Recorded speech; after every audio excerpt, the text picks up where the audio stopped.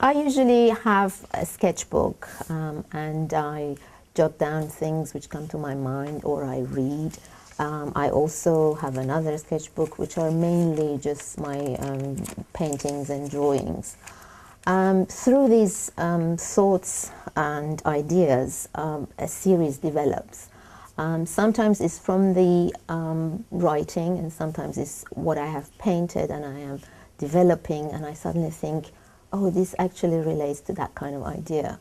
And the new series that I am developing and I'm working on here is calling Tightrope Walker, which the idea of it is obviously Nietzsche's and thus the Zarathustra, where he talks about a tightrope walker. And it came to my mind because when I finish the painting, I usually, when I finish something, I stare at it for quite some time. And I thought, that actually talks to me about the tightrope walker. The series Tightrope Walker, when I looked at this work, I realized that it is about breaking of lines. Through the texture of the paint, as it was dripping, these lines actually started to melt away.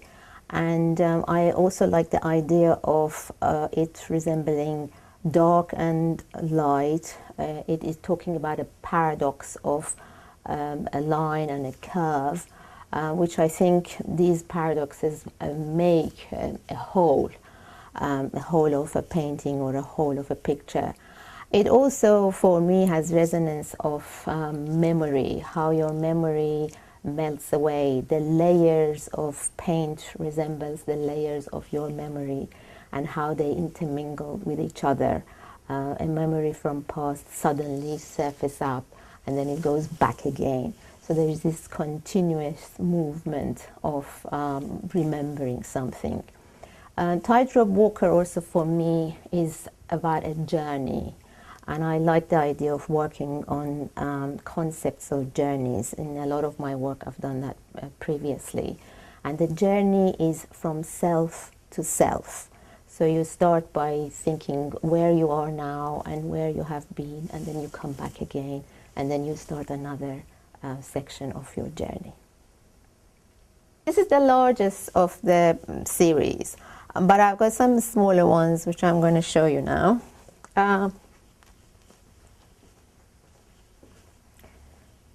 I usually work in series more or less simultaneously, and they are never completely finished. So I have a series which are ongoing since 2008. But in this particular one, at the moment, there are 8. In this one, there is addition of the feather, which I have used in my previous works.